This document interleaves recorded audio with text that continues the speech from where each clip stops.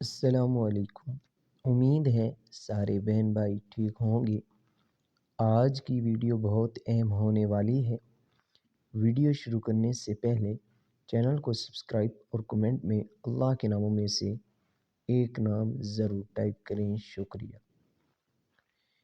اس عمل کا طریقہ کار جو آپ نے سر پر ہاتھ رکھ کر اس سورہ کا دم کرنا ہے، انشاءاللہ تعالی اس وظیفے کے کرنے سے اولاد جو ہے وہ آپ کا مقدر ہوگی، اور جس طرح اب تک اس کے کرنے والوں کو اس کا فائدہ پہنچا ہے، قرآن پاک پڑھنے والوں کو جس طرح دنیا میں اور آخرت میں اس کا فائدہ پہنچا ہے، آپ کو بھی اللہ تعالیٰ اس کا فائدہ پہنچائے گا،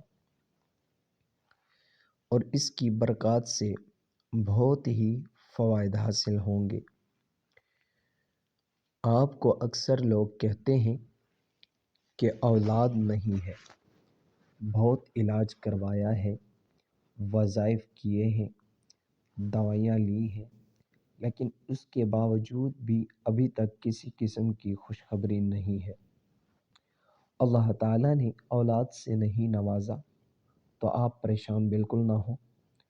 آپ اولاد کے لیے سورہ کوثر اس طریقے سے 7 بار پڑھ لیں، انشاءاللہ تعالیٰ آپ پر اللہ پاک کا کرم فرما دے گا۔ کرنا کیا ہے کہ میاں بیوی دونوں اپنے سر پر ہاتھ رکھ کر دن میں کسی بھی وقت 7 بار سر پر ہاتھ رکھ کر سورہ کوثر سے دم کر لینا ہے۔ سر پر ہاتھ رکھیں اور پھر 7 مرتبہ سورہ کوثر پڑھیں۔ بسم اللہ شروع میں ایک بار پڑھ لیں، ہر دفعہ نہیں پڑھنی۔ جب 7 بار مکمل ہو جائے پھر ہاتھ اٹھا لیں اور دوسری بار پھر دوبارہ ہاتھ سر پر رکھ کر بسم اللہ کے بعد 7 بار سورہ کوثر پڑھیں۔ جب 7 بار مکمل ہو جائے دوسری بار بھی اس کے بعد ہاتھ کو اٹھا لیں اور پھر اس کے بعد دوبارہ 7 مرتبہ سورہ کوثر پڑھیں، لیکن پہلے سر پر ہاتھ رکھ لیں اور اسی طریقے سے جس طرح پہلی پڑھی ہے بسم اللہ پڑھ کر 7 بار آپ سورہ کوثر کو پڑھیں۔ یہ جب 3 بار دم ہو جائے تو انشاءاللہ تعالی اس طریقے سے پہلی ہی بار کرنے سے انشاءاللہ آپ کے ہر طرح کے جسمانی اور روحانی مسائل حل ہو جائیں گے۔ اگر کوئی مسئلہ ہے، بیماری ہے، اللہ پاک اس میں شفا عطا فرمائیں گے۔ یہ عمل آپ نے 10 دن تک کرنا ہے، اور اس کے 10 دن کرنے سے انشاءاللہ تعالی اولاد آپ کا مقدر ہوگی۔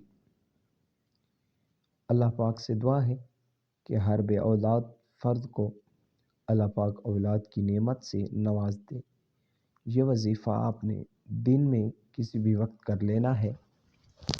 یہ عمل بہت آسان ہے، بہت ہی مجرب ہے، اور ہمارے بزرگان اس کو کئی دفعہ آزما چکے ہیں اور لوگوں سے اس کی شہادت بھی لے چکے ہیں۔ کئی وقت کہتے ہیں کہ زوال کے وقت نہیں کرنا، آپ یہ عمل زوال کے وقت بھی کر سکتے ہیں۔